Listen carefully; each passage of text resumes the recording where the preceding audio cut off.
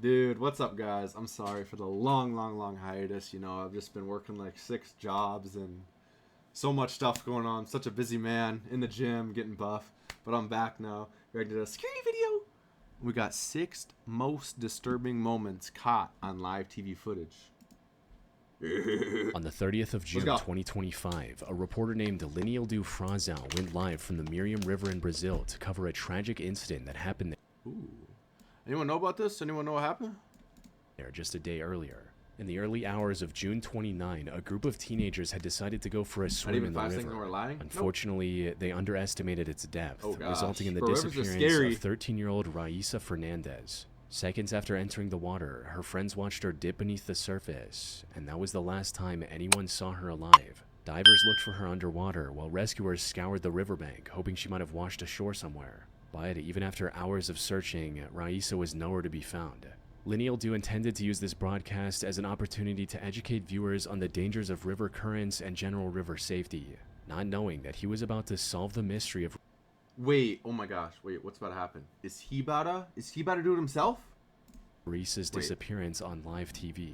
He took off his shoes and started slowly walking into the river. Bro, don't play with rivers, guys. The currents. I love these videos. Good. While talking about the sudden increase in depth and how dangerous it can be for inexperienced Wait, swimmers. don't let it happen to you too. Don't let it Mais você happen to you desce, too. mais fundo fica. Ó, aqui, ó. Até que aqui é de boa, mas só que é uma descida. Aqui onde ela se afogou, gente, é uma descida. Pra você ver aqui, ó, o tanto que eu passei aqui, daqui dá mais ou menos uns 2,5 metros. Ó, e quanto mais você anda, ó a diferença aqui já onde eu estou agora, ó. Então, pessoal, e ainda tem a correnteza. Aqui já, olha, ó, um passinho pra frente, a água já tá praticamente me cobrindo. Então, o risco aqui é muito grande, é muito grande. However, nothing could have prepared him for what he was about to encounter just seconds later. Ó a fundura aqui, ó. Ui. Oh gosh.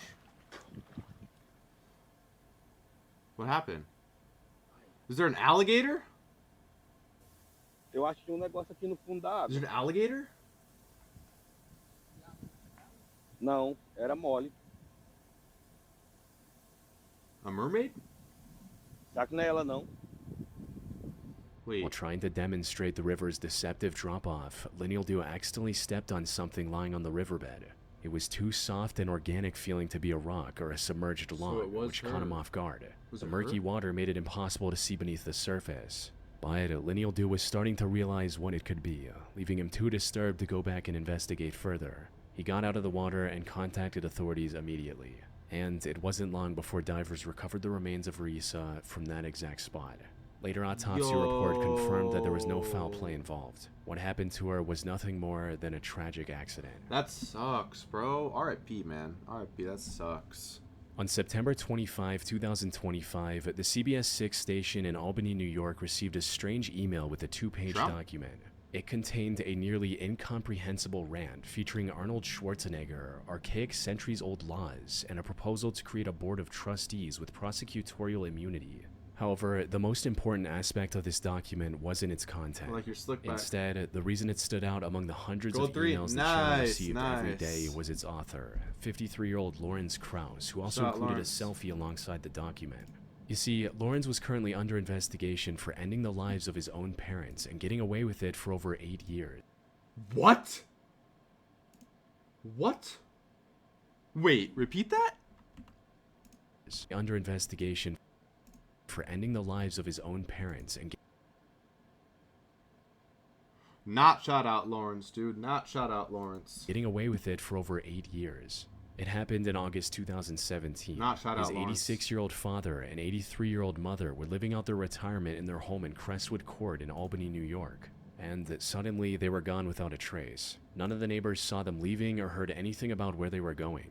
Their house was also left abandoned, with Lawrence only visiting it occasionally to collect mail, mow the lawn, and clear the snow. When asked about his parents, he claimed that they had moved back to Germany and won't be coming back. The neighbors had no reason to distrust Lawrence, so no one questioned their absence and life went on as usual. A distant relative even requested a welfare check in 2020, but the neighbors repeated the same explanation Lawrence had given, ending the officer's questioning without any further suspicion. It wasn't until mid-2025 that the Albany police became aware of something shady going on with the Krauss 2025, bro, that's recent. family. Someone had been collecting Lawrence's parents' social security payments, even though the two hadn't been seen in years. This resulted in the police launching a formal investigation, and after months, finally executing a search warrant at the Kraus home on September 23rd. Oh gosh. Over the next 48 hours, detectives collected thousands of financial documents and other evidence. More importantly, they discovered the remains of Lawrence's parents buried in the backyard. Lawrence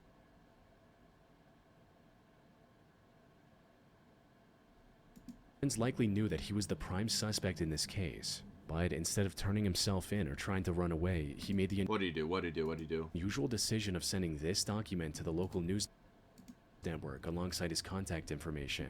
One of the directors at CBS 6 was familiar with the Kraus case and immediately jumped at the opportunity to interview Lawrence. After giving him a call, Lawrence claimed that he was willing to do a live interview with the channel. Bro, this dude is... only if they published his document on the internet for everyone to see.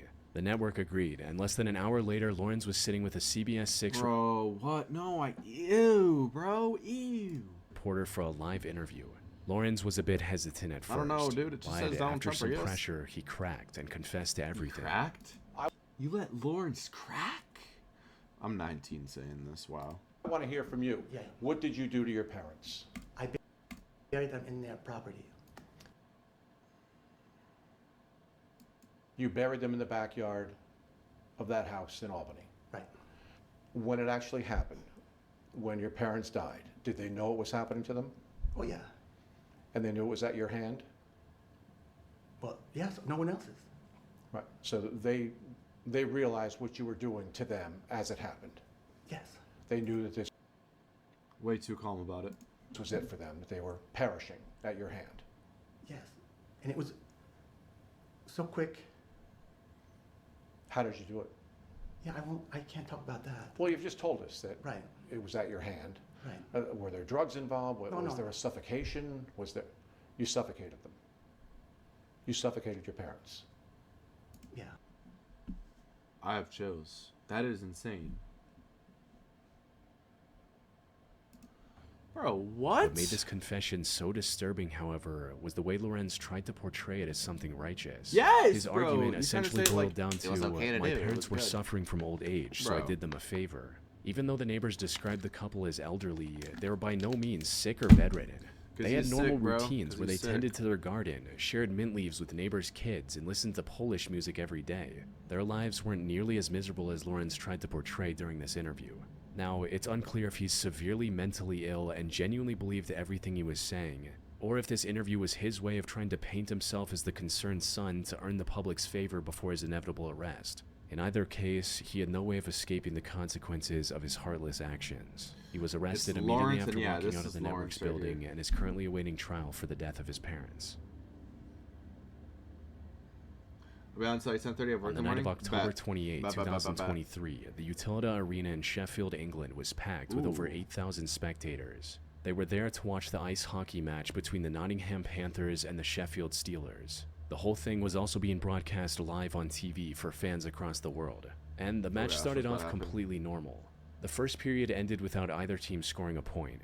About 35 minutes later, the score was 4-2 in favor of the Sheffield Steelers. The Panthers needed to score soon if they wanted to make a comeback. So, one of their more renowned players, Adam Johnson, got a hold of the puck and started pushing into the Steelers' defensive zone. But before he could reach the goal, the match got interrupted by one of the most tragic incidents in ice hockey history. As Adam was making his way to the goal, a different player of his team Wait, bumped I into think I know Matt what happens. I Petgrave think I of know the what happens. I think I know what Steelers. happens This here. resulted in Matt getting launched in the air I think I know and what happens slicing here. Adam's neck Yep. with one of his skates. For those Yep, I think I've seen this video, and do not look it up. I'm not pushing 30. YouTube, make sure to subscribe and follow Twitch. Thanks, dude. Thanks for the plug. Yeah, I think this is awful. This is awful. This is awful. This is awful. who don't know, professional hockey skates are sharpened to a razor's edge. So it took very little force to leave a deep laceration across Adam's neck, causing him to bleed profusely in front of both the live crowd and the TV audience. Medics at the arena tried to stop the bleeding, but the cut was too deep. He had already lost a lot of blood on the ice. Adam was then rushed to a nearby hospital. Unfortunately, despite going into surgery as quickly as possible, Adam couldn't survive the injury and passed away just hours later. Rip, Matt was arrested bro. shortly after on Wait, he got arrested? suspicion that he had cut Adam on He purpose. cut him on purpose. However, investigators found no foul play in Adam's death and ultimately ruled it a tragic accident. Dude, The that's awful, bro. What do you mean good? He didn't do it on purpose. He didn't try to do it on purpose. That's just what happens in sports sometimes, man. That's only silver lining in this entire case is that it resulted in the English Ice Hockey Association making net guards mandatory for all W players, arrest? something Yeah, that there would you have go. likely Yeah, prevented shout out this from net guards, shout out happening net guards. altogether. But at the time, wearing this protective gear was only a suggestion. On the evening of September 2, 2011, TVN, one of the biggest networks in Chile, was airing the latest episode of a show called Calle 7. It was a live game Never show heard where of this. teams competed in various challenges to make their way to the top, and this weekend's episode was supposed to be no different. But things took a disturbing turn about halfway through the episode when the show's host interrupted the competitors seemingly out of nowhere and told them to stop. Quiero que paren la competencia. Quiero que paren la competencia, por Oh favor. gosh, what happened? Nos acaba de llegar una información muy difícil de entregar. No habíamos querido decir nada antes de chequear bien lo que estaba sucediendo porque compromete a personajes del canal, a personas muy queridas, a un equipo del canal, entre ellos Felipe Camiroaga y Bruce, Roberto Bruce, que también estaba en aquel vuelo a la isla de Juan Fernández, según tengo entendido. Es información que nos está llegando en este momento. El Ministerio de Defensa informó. Bro, stop, dude. Fear Factor? I know, I've seen Fear Factor. Fear Factor's crazy. Stop, dude. Esta tarde el presidente de la República que un equipo de TVN iba al borde de una nave de la Fuerza Aérea de Chile que capotó en el archipiélago de Juan Fernández. However, the reason for this interruption had nothing to do with the show itself. The host was talking about the C-212 Chilean Air Force plane that departed from the Arturo Merino Benitez International Airport earlier that day at around 2 p.m. It was headed for the Robinson Crusoe Airport, located hundreds of miles off the coast of Chile. Aboard was a full TV crew from the network, including the two renowned presenters, Felipe Camiroaga and Roberto Bruce. They were visiting Robinson Crusoe Island to report on the reconstruction after the 2010 earthquake. The flight started without a hitch. Unfortunately, as they were approaching the runway, the wind became extremely strong, making it impossible to land. The pilot tried to land a couple of times, circling in the air after each attempt. However, on the third attempt, witnesses saw the plane lose altitude much faster than expected and crash into the ocean just a mile from the island. By the time rescuers reached the crash site, it was already too late. All 21 people aboard the C-212 plane had passed away. But while investigators initially believed that all of those deaths were due to the impact of the crash, the reality turned out to be far darker. As they were searching the wreckage, they found footage that one of the cameramen took of the interior shortly before the crash. The footage showed the passengers strapped into their seats, completely unaware of their fate. But the more haunting discovery happened when investigators found an SD card inside an empty water bottle floating near the crash site. This card contained hundreds of images. However, analysis of these images showed that 2 of them were taken after the crash, including one of the plane's windows covered in water. These images put the crash into a whole new perspective. They showed that several passengers, including the cameraman who took these photos and preserved the SD card in the bottle, likely They were still alive after the crash. You think so late? No, it's not that late. survived the initial crash. They survived the initial. Oh my Sadly, gosh, they that's were even trapped scarier. inside That's a even rapidly scarier. That's sinking even plane with scarier. no That's way even out. scarier. Forced to watch their aircraft Tyler fill up with eating his water beak, bro, you until know there it. was no air left to breathe. Oh my gosh, that's awful. That is awful. That is awful. R.I.P. to everyone. in the Niagara video. Falls is widely regarded as one of the world's most breathtaking natural wonders. However, while the surface is undeniably beautiful, the depths beneath the falls hide the disturbing history of many who lost their lives to the currents. One such incident was captured live on TV on May 30, 1985, when reporter Phil Kavitz was hosting a section about real estate in front of the falls. Real estate? Suddenly, in the background, the camera captured a man caught in the current behind Phil. The rushing water carried him to the edge of the falls before throwing him over the 170-foot drop. Oh, And no. while a lucky few have survived the fall from the Niagara Falls, he wasn't one of them. The treacherous terrain under the falls also made it Yo, sorry difficult to for the retrieve his whatever remains. quality, guys. It's Once not my recovered, end. investigators identified the man as 56-year-old Robert Ahrens and concluded that the act was deliberate. However, Robert was only one of Deliberate. the Y'all know what 5,000 deliberate bodies means? that have been recovered from the 5,000? There's been 5,000 bodies? foot of the falls in the last 175 years. Many of these 5,000 Oh my deaths were intentional, gosh. but there were a lot that weren't. Yeah, And there is probably a lot that are just like GTAing, but Unfortunately, surviving a fall from Niagara Falls is near impossible. Once you fall in, the cold water makes it extremely difficult to breathe, making it even more challenging to swim to the surface. The water near the edge can also move my at over gosh. 60 miles per Do you think Michael Phelps could survive that or nah? Think Michael Phelps is surviving that? hour, adding another layer of difficulty to an already impossible challenge. But the jagged rocks at the base of the falls is what marks the end for most people. On the Wow. 23rd of August 2010 at around 10 Where's this at? Where's this at? Where's this at? Phoenix, Arizona. a.m., 21 tourists from Hong Kong returned to their tour Bro, swimming is not the problem. I know, dude, but I was just curious. Jackie Chan. bus after visiting the historic Fort Santiago in Manila, Philippines. They were also accompanied by 3 Filipino tour guides, and the trip had been going fantastic so far. But just as they were about to set out to the next location, they got interrupted by a middle-aged man in a police uniform. He was openly Really? carrying multiple Shout out. firearms, and his demeanor Uh-oh. made it clear he wasn't afraid to use them either. Something that became even more apparent as time went on. For now, things started off fairly calm, with him asking the driver for a ride to the next station. The bus driver tried to reject the request respectfully, explaining that he couldn't let him on because it was a private vehicle, not a public bus. However, the man wasn't having any of it. As soon as the bus driver rejected his request, he equipped one of his firearms and claimed that he was taking the bus hostage. This was 55-year-old Rolando Mendoza, a police officer with nearly 30 years of service. But he'd recently been fired over drug charges that Rolando claimed were untrue. Getting fired left him with no pension after 3 decades of hard work. And while he tried to fight for his job through official means, his superiors wouldn't listen. In an act of desperation and defiance, Rolando took this bus full of tourists hostage and presented a single demand. He wanted his job back. The situation so far looked fairly gosh. manageable, with 2 of his former colleagues establishing communications Not without for any long. pushback. They were even able to convince him to release a few of the hostages. Granting his relatively simple demand would have been easy, but what followed was one of the biggest hostage disasters in the country's history, all because those in charge couldn't agree on the next move. Things started going downhill when Rolando's brother tried to approach the bus and was immediately detained by the officers. This made the already furious Rolando even angrier and more unstable.